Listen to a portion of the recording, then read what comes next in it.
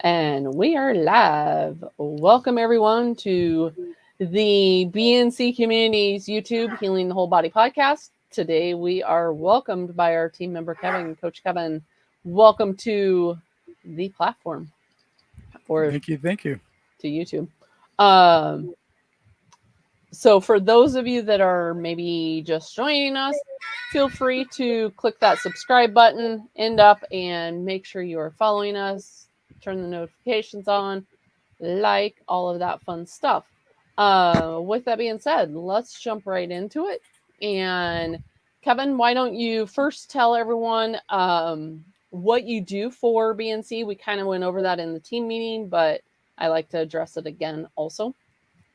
Yeah, absolutely. I am a certified transformational breathwork coach and a 9D breathwork facilitator, and that the 9D is just a next level of the breathwork, process.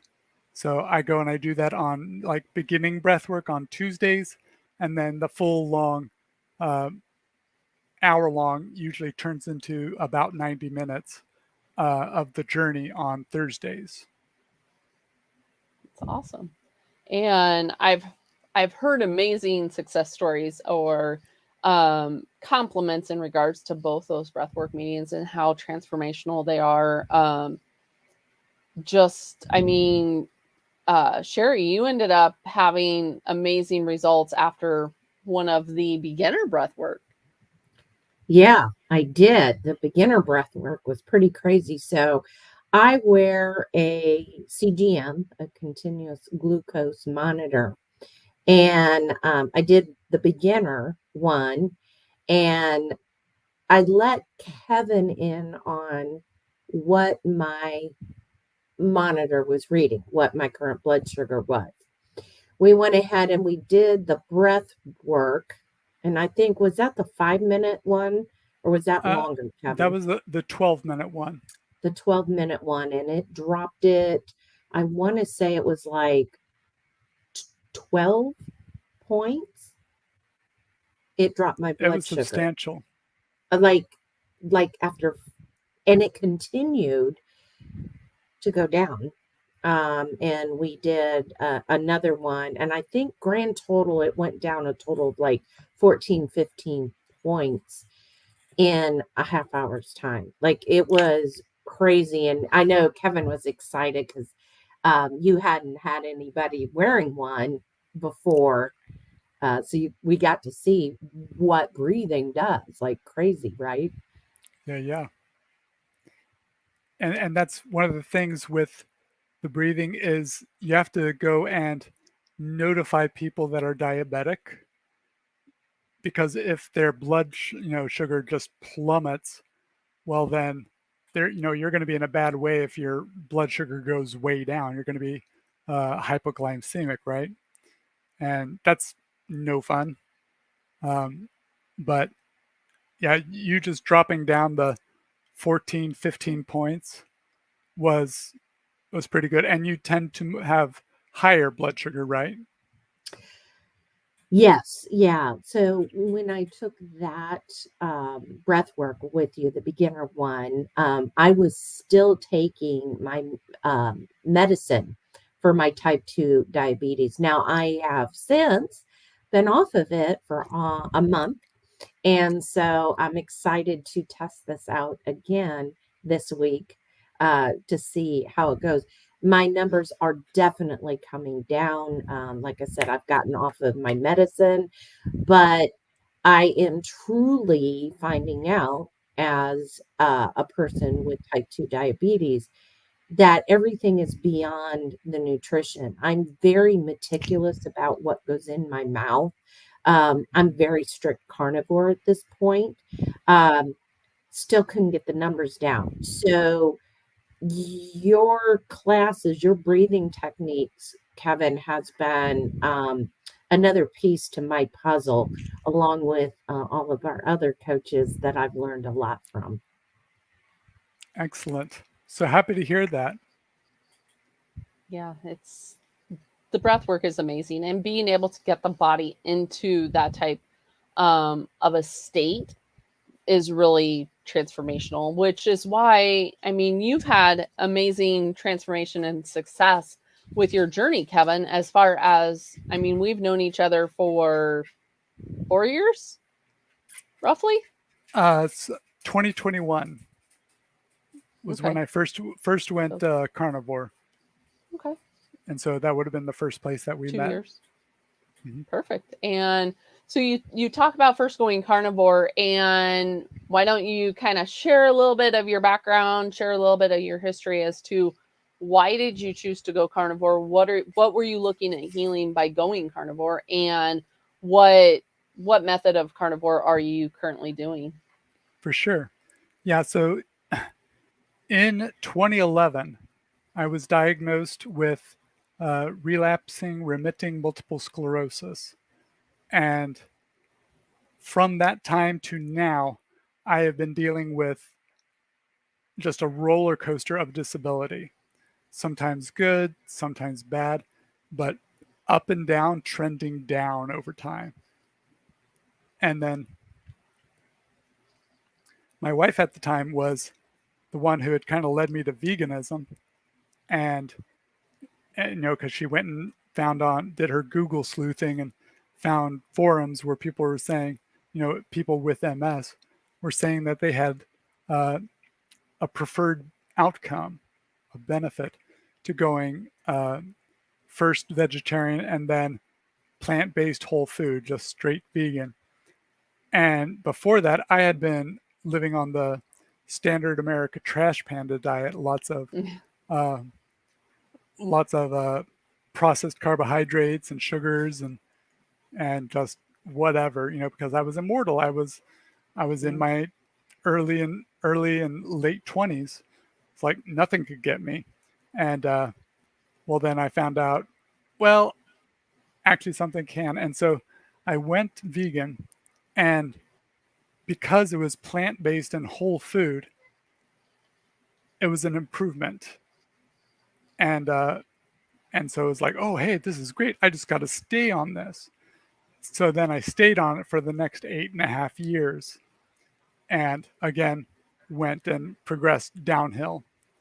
And and then, you know, marriage fell apart and all sorts of crazy drama crap happened. And then I was selling life insurance online in Arizona, and my brother, who's 13 years older than me, had been recommending the keto and the paleo and uh, primitive and all these other things. And then he went carnivore several years ago. And so he's like, hey, little bro, you know, I know you've been vegan for a while, but this is the lowest inflammatory diet for you. And you have MS, which is an inflammatory Mm-hmm. disease. So, like, just give it a shot, a try.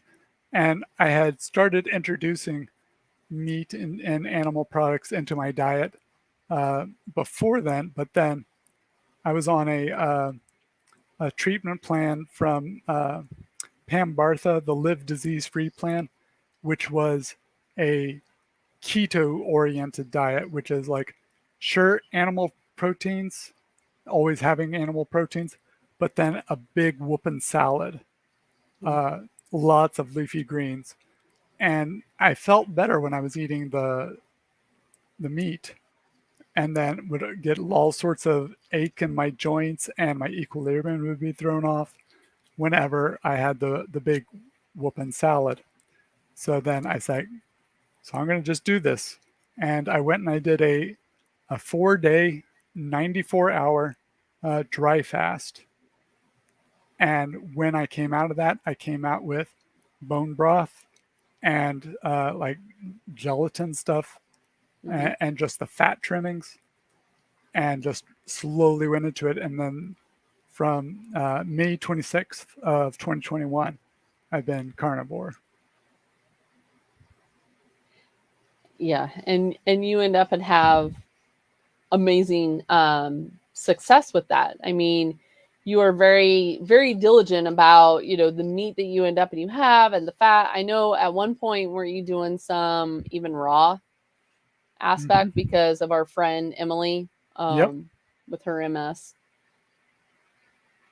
And how did the raw aspect go for you? Are you still doing raw, or have you transitioned back to cook? I am doing mostly cooked. If I am cooking ground beef, I will warm it in a cast iron skillet, but I don't cook it all the way through so that I have lots of raw and pink bits. And I'll just do that. Awesome. And so when everyone's commenting, I love fat trimmings. So when you did the fast, I know you've done several of these over the time. How does that help with the MS? What is the correlation of doing? I know the answer, but our followers maybe don't. What is the correlation of doing the fasting, and why are you doing specifically the dry fast? So the fasting goes and triggers this process called autophagy or autophagy, or however you pronounce it, where the body is going and cleaning up the detritus in the body and, getting all of the things that are old and senescent cells where they're not able to reproduce really well. And it goes and just digests all the, it takes out the riffraff essentially.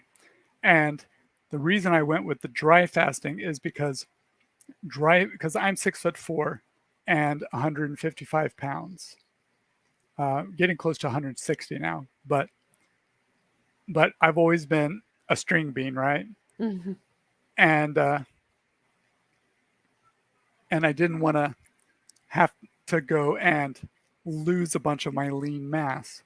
And the dry fasting, where you're not taking in any water, you actually lose less lean mass than on a water fast. So doing a water fast for 4 days, 94 hours, versus doing a dry fast, I was still like 3.5, 4 pounds up than what I would be on the water fast. So, Which you also use the dry fasting in conjunction. I know we kind of look at circadian rhythm, the intuitive side of things, but you also do your fasting specifically depending on the moon cycle. And I think that is very interesting as far as, so many people may not end up and realize what the MS and, the parasites and all of that aspect. And why would you end up and do, even a dry fast when the moon, is a full moon? So Dr. Alan McDonald in the first decade of the 2000s was the first person that went and showed that to a person, MS patients have parasite infestations. The MS is a whole constellation of pathogens. You've got bacteria, you've got virus, you've got parasites. And then the parasites that are most common with MS are these nematodes, these roundworms. And the nematodes and the species of nematode is symbiotic with the Borrelia babesiosis, the spirochete that creates Lyme disease. So basically what happens is if you go and you treat just the parasites, then they're going to do like all living things, and you go and you kill off all the parasites. And like all living things, when they die, they empty their bowels. And so it's basically just crapping a bunch of Lyme disease all over your central nervous system. So, and so how has the dry fasting, the work that you do in regards of parasites, how has that all made a difference in regards of your lesions? So I have had for the past several years, I would get regular MRI scans just to track the progression of the MS. And it was always like new lesions here, new lesions there. On my cerebellum and my right temporal lobe are the two big things, and then also up and down my spinal cord. And so for the majority of the time that I've had MS, it's just been a crapshoot of, hey, what's it going to be this time? And everything's kind of moved around, and some of them have gotten bigger and harder and more inflamed, and some of them would start to kind of calm down, but the sum total was always worse. And then went carnivore, went high fat carnivore under the uh, recommendation of Emily Penton. Mm-hmm. And she taught me all the ins and outs of how to do high fat carnivore. And then went and got MRIs. At the end of 2021, I had kind of cheated on my diet, and it was like I felt immortal. I'm like, nothing can get me. And so like I had a beer here and a beer there, and I had some, you know, little bits of processed whatever just to kind of fit in. And I had a massive relapse at that point, and the MRI there showed that I had large tumescent lesions, which makes it look like tumors on my brain. And then from there I went and continued on with the disease modifying drug that I had been on previously, and then went super strict carnivore.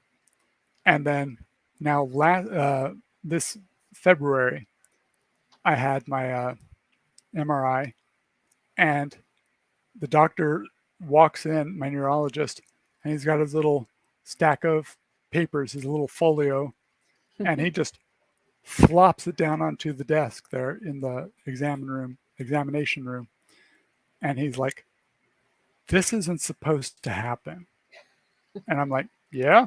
He's like, with Tysabri, which is my disease modifying drug that I've been on, you're supposed to go and kind of level off and just maintain a plateau for forever kind of thing, and you're just on it until you die. And but we don't have this getting better and the lesions actually going away and all of this. And so he went and had me walk up and down the hall, and the weather was still good at that point where I could walk, because like now it's really hot in Texas, and I have a lot more of the symptoms from all of the nerve damage that I had and the myelin that I had lost. And that's just a physiological thing whenever my core temperature raises by a degree or two. And the heat index today was 107, so made it rather awkward me trying to get around.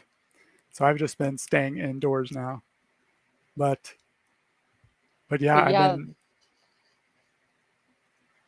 Sorry. But yeah, I do think it is very important to point out that obviously you've done things over, the course to where your lesions are not only maintaining, but they're getting better. And I know when, we first met, you were hardly able to walk. And then, yes, weather dependent, and there's still, some environmental, I guess, factors out there that are kind of beyond your control. But, you are even walking without a cane at times, and your gait and your equilibrium are so much better. Absolutely. And I know you also practice a lot of what we teach in BNC about doing the grounding and, making sure you have your circadian routine and those type of aspects, in addition to just the breath work and the fasting, if you want to speak about. Yeah, I've got my grounding pad here so that whenever I'm typing on my computer, I am grounded. and Yes. then I have a pad in the bed, and my pillow is actually grounded, and all of that. So, because whenever it's this hot, I don't go out to see the sunrise because screw a bunch of that. Well, I was just saying, Sherry's the same way when she goes out in the heat with her glucose. It's crazy. But and also within the community, you do have your link that your discount link for the grounding aspect as well is posted within the community. So if someone wants, is in the same case, or they're, listening to this, and because what benefits have you seen once you started incorporating grounding, whether it was the natural method or whether it's with the pad on your bed or on your computer? So when I've been able to get out and ground every day, like just on my feet on the ground, that's just better for my well-being in total. So now with the heat for most of this year now, I've not been able to do that. And so I went and got from earthing.com, I got a grounding kit that has that bed pad and this thing that's on my desk now, and my pillow, which is grounded. And my first night of having those, I wear a Samsung Galaxy Watch 3 when I sleep, which obviously it has EMFs and whatnot, but which isn't ideal, but it's been tracking my sleep score continuously or consistently for 2 years now. And when I am not grounding, my sleep score is from the low 50s to the low 70s. It's a fairly deplorable sleep score. And I'm not getting my 10% deep and 10% REM and all of that. And then I have to get up and pee several times in the night, which also leads to not doing good, sleeping really well. And the morning that I woke up after laying on the grounding pad, my alarm was set for 7 in the morning, and I sat up and woke up 20 minutes before that, and I was like, all right, so I guess this is how my day starts. And I went and I checked my Galaxy Watch, and I read that, and my sleep score was 87%, which I've never done besides that. And that was just one night sleeping on the grounding pad. So And so now consistently, is it staying within the upper 80s with continuous grounding? So depending on my own sleep hygiene. So if I stayed up and was working on stuff on the computer, and then I don't go to bed until like 12:30, then yeah, it drops down to the 70s. But then as long as I maintain my sleep hygiene, then it stays not lower than the low 80s and the 87, 89. I have not yet broken to 90, but still. You'll get there. And so with the grounding, proper sleep, proper nutrition, I know we kind of touched upon, carnivore. Do you, beyond just doing the high fat, do you have like a minimum that you eat in a day? How much are you roughly trying to get in there? I am aiming to get about 2 pounds of meat, and I tend to buy big logs of 73/27. So then I'm cooking up some ground beef and or scorching the ground meat, but not really cooking it all the way through. And then I load that into a bowl, and then I take my cast iron skillet and I pour all of that fat onto the ground beef. And then I also make my own power puck kind of things with the tallow. Yeah. The whipped tallow baits. And so then roughly how many of those are you adding in a day? Or just varies? Between 3 and 5 is usually what I'm getting. So a fair amount of fat in there in addition to just the meat. Absolutely. So I haven't actually been measuring my macros, but just with a vision of aiming for 2 to 1 fat to protein. So like, and I'm getting to the level where I can really feel, oh man, I need some more fat because my head gets foggy. I can feel that I'm getting into gluconeogenesis, which goes and starts to jerk around with my blood glucose, and then I'm like, oh, I need some more fat, and then I'll sit around and just chew the fat. And so within your fasting protocols that you do, have you done any of just the fat fasting? I mean, it sounds like you tolerate the fat. That's many people are afraid of adding the fat in there because, you know, digestive issues. Do you deal with any of that, or have you ever done the fat fasting? So I have tried in the past doing the fat fasting, and this that I'm doing currently actually, because it's the full moon is tomorrow on Tuesday, and so I've been doing my parasite treatment, and I'll drink water to go and do my my parasite meds, but then the rest it's pretty much dry, but then I'll go and continue taking these little bricks of Wagyu tallow because I'm just want to be all bougie. Bougie fat bombs there, which is perfect. I mean, if it's able to kind of push you through, you're still gaining that mental clarity. You're gaining, you know, all of those benefits, and the fat has, you know, a lot less, actually none, insulin response. So you're not stimulating the insulin like you would if you were, you know, to sit down and just eat a couple pieces or a couple bites of meat, or, you know, eat just the meat. So you're able to continue that aspect of fasting, and kind of push your way through, especially with the full moon coming. Absolutely. Which I think. So, Kevin, I have a question for you. Can you back up in your story and tell everyone how you even got into the breath work? Like, so the breath work is because, you know, I had MS since 2011, and it's always been, you know, my constant companion kind of thing, and something that I have to deal with and contend with on the near daily.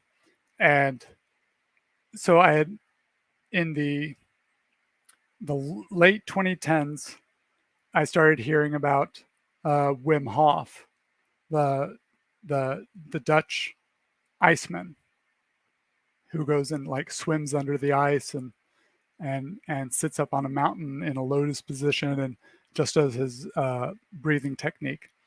And so yeah, and it was 2015 when I really started getting into it. And so I would go and I would practice just the Wim Hof method, which is shorter than, you know, doing that 15-minute getting great or anything, and absolutely nothing like the long breathwork journeys like we were doing in our Thursday meeting.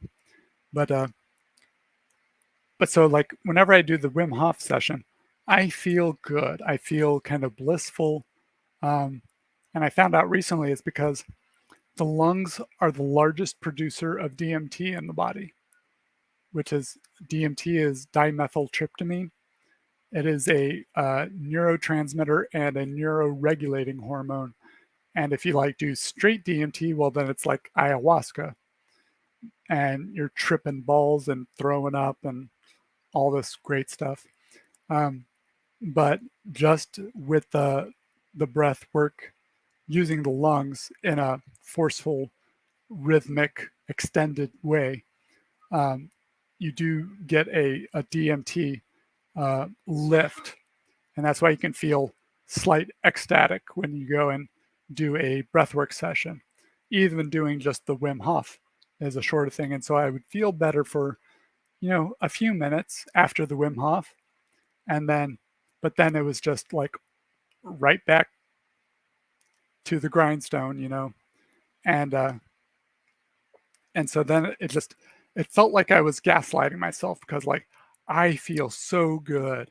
And then, no, it's really bad. And then I feel so good. And then, oh no, it's really bad. And then so in 2022, at the end of 2022, I had been following Breath Masters online, and I was in their mail funnel, and they sent a mail saying, hey, we have a benefactor who has gone and donated a lot of money to help provide scholarships for people wanting to become transformational breathwork coaches. And I'm like, I'm there. And so it wasn't a full scholarship, but it was a substantial enough that I was able to get it and make it work. And then, and that's what really got me into learning more in depth about breath mechanics and the physiology and the physiochemistry that happens. And did that answer your question? Yeah, it does. Because it's kind of like, how did you get into teaching and doing all this? So I've done your 9D breath work as well, which was a whole nother level of breath work as compared to the beginner. Do you want to talk a little bit about the little more in depth about the 9D and the warnings that came with it before we even can take it? Yeah. So there are contraindications. The most important is if you are a female who is pregnant or might be pregnant, you should just sit out, when in doubt, sit it out, right? And just because doing that forceful breath work can stimulate and trigger a early labor, premature labor. And so that's the one thing. The other is if you've had cardiovascular, like a heart attack or a recent stroke or a pulmonary embolism, which I've worked with clients that have had all of these things. But then we have to go and modify the breathing style to go and down regulate instead of activating, getting all amped up with it. But for the 9D, it is a 9-dimensional. 9D stands for 9-dimensional. Now for in the just the audio, it's the at Thursday at 5 p.m. and Central Time, right? And so the 9D stands for in the sound industry. 9D is actually a qualification of a type of audio quality, and it's usually involving lots of panning and surround sound, and you have to wear it with or listen to it with headphones or earbuds. Headphones are better, and then you get just the total immersive experience. And so you got the 9D from the 9D sound, but then you also have the binaural brain entrainment, where it's putting one tone into the right ear and then a few hertz lower into the left ear. And then the brain will go and see that difference. And the brain doesn't like to have that inequality. So it will go and your personal brain waves will track that theta frequency, which is the brainwave that we get into for when we're starting to fall asleep or when we're in hypnosis, is in theta frequency. And so doing that binaural brain entrainment gets you down there. And then like isochronic brainwave tones, solfeggio frequencies, 432 hertz harmonic tuning, and of course the somatic breath work, which is doing the adventure of the somatic is in the body. And so doing lots of trauma release is really good for, for the somatic breath work, because, there's a certain effect that happens when we are breathing hard and emptying our lungs of carbon dioxide, and we're breathing lots of oxygen, but it lowers the circulation by like 40% to your prefrontal cortex, to your monkey mind, which is where you're just chattering about saying, oh, I forgot to do this. All of your abstract planning and scheduling, and just, oh man, so did someone leave the plumbing on? Kind of thing. And so with your monkey mind quieted down, the active breathing tends to be about 45 minutes. And so it's not doing any damage to your brain, but it is kind of going and helping it to just calm down, and then it allows more access to the subconscious and the body itself, as opposed to the stories that we tell ourselves about why we're suffering with this, why we're dealing with this, why am I triggered on this, blah blah blah. And those are just stories, and the trauma is going to be related to your body. And so yeah, so there. And then of course there's a subliminal hypnotic therapy, and the guided vocal coaching, and the bioacoustic sound effects, where you're getting the, hearing something, hear a dog barking over here, and then like a car go this way, and just getting the full. So you're not having to do the willful suspension of disbelief for just being all in to the experience. So, Well, what was your experience with it? Sure. Pretty incredible. It was. It took a little bit at the beginning, like you said, to get that monkey, the whole thing, like, oh, I forgot to do this today and tomorrow, and this that, and once, and the the guided part of it would always kind of bring you back, so you could concentrate on how you're breathing, and so all of a sudden you just find that quieting, like you said, and then the breathing taking over, and then the trauma came up, and that surprised me, because it was a trauma that I thought I had worked through years and years ago, and plenty of my, counseling and stuff like that. It came out. Like it came out. It was pretty crazy. And I'll tell folks what it was. I was given up for adoption as an infant and was adopted, and there's some trauma, anger issues at the birth family portion of, like, why did you give me away, when you're a child and kind of teenager and stuff, that I have done years of working through that came out, and I was shocked. But and then it became this positive, and you kind of work through this whole positivity, and how, it's like, what do you want to do? And it's like all of a sudden you're becoming more invincible, and all the while you're breathing, like, and then they keep, like you said, you're hearing this, and you're hearing, oh, take this deep breath, hold this breath, now breathe out, and and it's like, oh, and you're, what do you want to achieve? You're, and this is all going on, and the monkey brain's gone, and you just continue to, I think we were even screaming, didn't we scream? And Yep. right?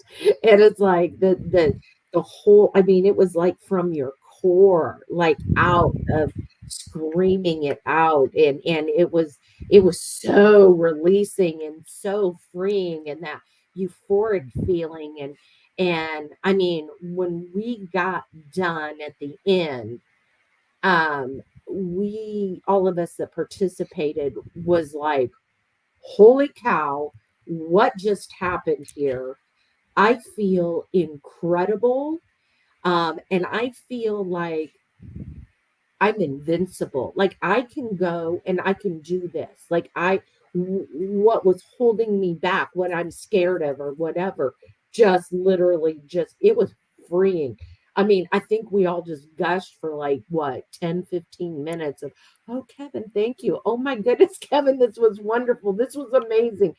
And the people that participated in that particular one was still talking about it the next day, in another group that Becky teaches.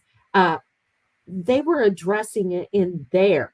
I mean, that's how much of an impact it made. I mean, and yeah, Kevin, it was amazing. So I'm looking forward to when my schedule kind of calms down here and I can get back on Right. Thursdays at 5 o'clock Central. I'm back. Like All I'm right. in. Yeah. But yeah, that the post processing between all the members, that's really where the meeting can go up to 90 minutes, just because there is so much post processing. And you don't want to rush that, all right, oh, that was good, we just did that for 45 minutes, an hour, and I'm going to go drive and whatever. No, it's, you got to have the, take the time to allow yourself to come back into your body, and yourself that's now in the healed state, as opposed to dealing with the traumas and everything from the past, being able to experience them as transmuted. So Well, and many people don't, like Sherry was saying, they've done therapy, they've done, different options or practices out there of working through those traumas, but yet it's still so deep that something along these lines can end up and help get those traumas out and help the healing process. And absolutely. that's, now there was a comment in regard, or in the chat, how different is the breath work between someone with PE than a healthy person? So if you have a pulmonary embolism and it's not yet cleared, and you still have some bit of clot in the lungs, you don't want to breathe really forcefully for an extended period of time, because it can be likely to go and just jostle whatever is stuck there as a clot, jostle it through, and then it passes through the rest of your body, and bad news bears. So with pulmonary embolism, with, and like all of these other contraindications, we just go and we change the actual style of the breathing. Instead of breathing like a freight train for 45 minutes, you can always go and change to nasal breathing, because like I'd like to tell people, for each new person at the sessions, you are the director of your experience. You can drive, you got your hand on the steering wheel, and you got your foot on the gas and the foot on the brake. So if it gets a little too intense, and your body will tell you that, you don't want to go and just make an assumption in the first 10 minutes before your monkey mind quiets down. But once your body is like, oh, yeah, we need to stop, then you can slow down and have a reset breath. And that's just putting your foot on the brake. And that's slowing the breath. And instead of breathing in and out through the mouth like we usually do for these long journeys, is to switch to nasal breathing and slowing it down. And then once you're good and everything feels great and golden, and you want to go and amp it up, breathe more forcefully. You can even increase the rapidity and whatever. And then you can just feel to your body what's really going on with you, and if you know how deep you need to go. Yeah, and like you said, it is just like anything. It is a individualized process. But for those that are listening, if you want to come check out Kevin's meetings for the next 24 hours, we will be running a code for 50% off the community. So you can use the code Kevin and check out his breathwork meeting tomorrow. You can jump in and join the community today. And not only do you get the breathwork meeting, but you get several of the other meetings we offer. But yeah, end up and use that code and check out these amazing breathwork meetings that Kevin's speaking to. And join the rest of us as far as, your journey and anything about your journey or what you do that you would like to share with everyone, Kevin. Keep on keeping on, because with MS, it is a non-linear journey. So it's like, yeah, I feel a lot better than I felt 2 years ago, but particularly whenever it's the the summer is getting hot, and and if I cheat and grab a little bit of refined and sugary something, whatever, well, it goes and it sets me back. And so the whole process is not just a continuous uphill, everything's getting better and better and better, and now I'm enlightened or something, but it is up and down and going. And our bodies are a system, and so we just have to be willing to accept the output from what we put into the system. While I put into the system of cheating and having a beer here, and my output is having all these negative effects. One, my blood sugar and the insulin response, and then of course the alcohol is feeding all the parasites, and so that just sends up a storm. And so I get a really good feedback on that, and then just having that willingness to keep on keeping on. There is no failure. There's only feedback. Exactly. And learning from that feedback and changing the future. Yes. So that you don't have the same, setbacks or feedback responses. And do you notice, though, as you get a little bit healthier, that those setbacks maybe happen less often or maybe not as intense? Yes. Well, I've been able to integrate some other keto-friendly foods. So it is Texas and the summer, and so we've gotten a big healthy watermelon with all the seeds and everything, and like I can just gorge on the watermelon, which is a lot of sugar and messes with my blood glucose. But I also end up eating a whole bunch of the rind. I will wash it down and I will scrape it out, so I'm not just eating the red watermelon flesh, but I'll get all the other benefits of like the nitric oxide of eating the rind.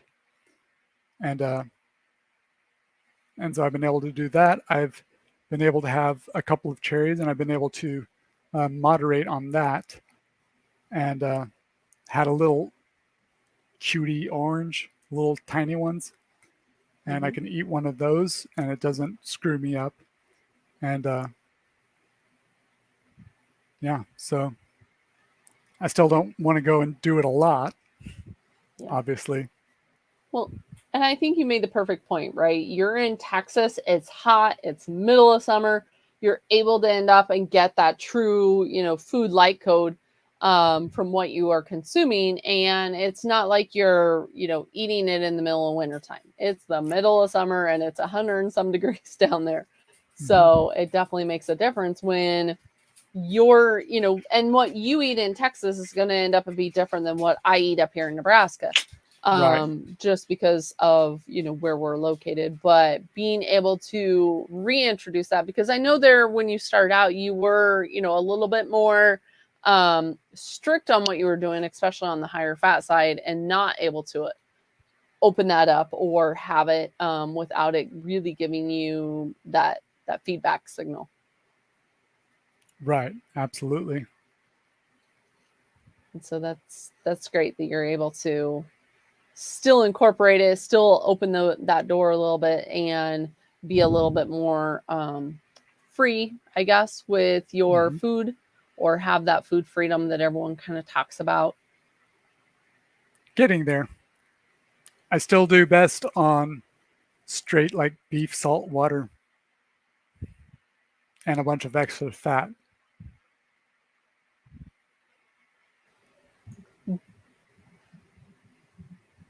Go ahead, Sherry. Oh, I was just gonna I think I froze. There. Sorry, I think I froze for a second. Yeah, no, it's definitely you're probably way better than you were, you said 2 years ago, even a year ago.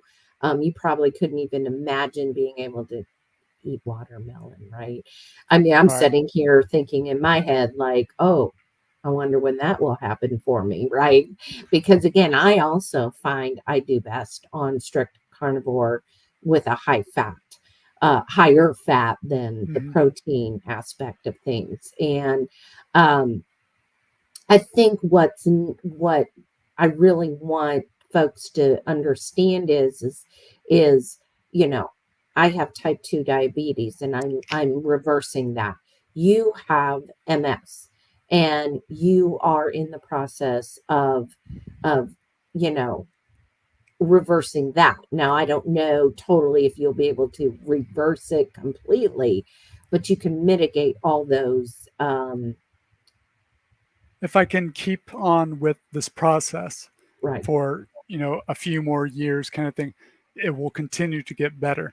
I'm still having to, because I was eating vegan, which was plant-based whole food, but then I slipped in like Ben and Jerry's has a vegan ice cream, and so I would eat a bunch of that, and so I was abusing my body a lot, and so I got a lot of damage to my central nervous system, and that takes a long time to heal and repair everything.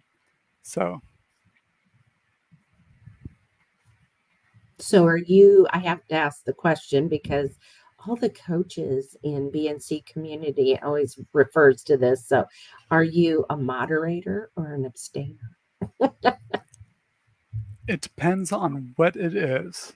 Uh, So if it's watermelon, then I'm still not moderating really well, but I'm having a lot less of a negative feedback on that.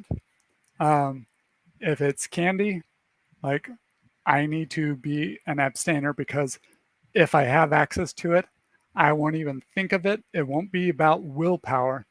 It'll just be happening automatically. So,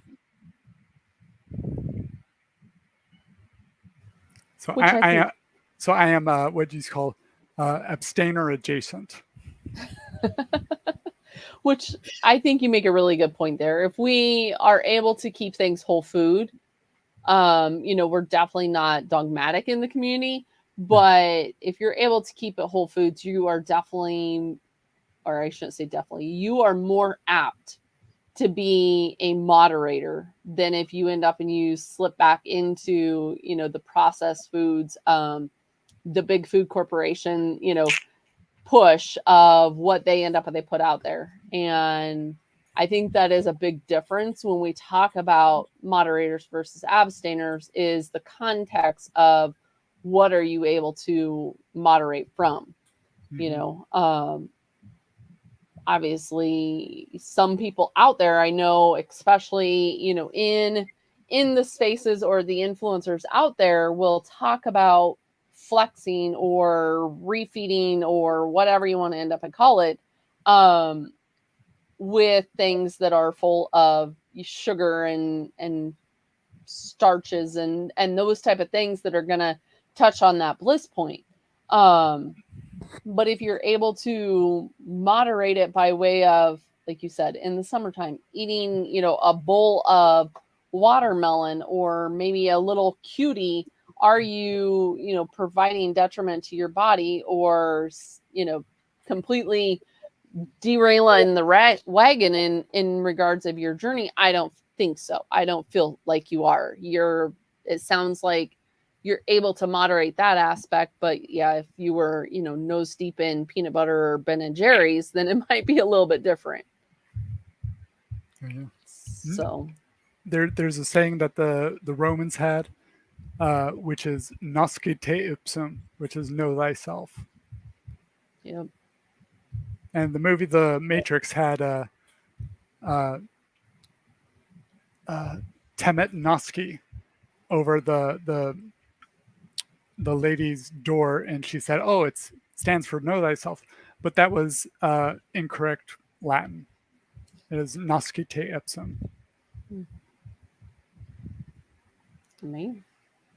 And yes, if you got to know yourself. I mean, there are definitely people out there that can't even moderate the whole food aspects. So it does end up truly make a difference. But like I've said, anything you would like to share with those that are watching, or maybe watching the replay, those of you that are watching, make sure you subscribe to the channel, like the videos. And also, where can they end up and find you, Kevin? On Instagram, I am at Scholarly Changeworks, and or you can go to info@scholarly-changeworks.com is my professional email. But either way, there, I tend to check my Instagram more than the professional email. Perfect. Well, we appreciate you, and we are blessed to have you within the BNC community and doing the breathwork meetings. Like I said, I've known you for a couple of years now.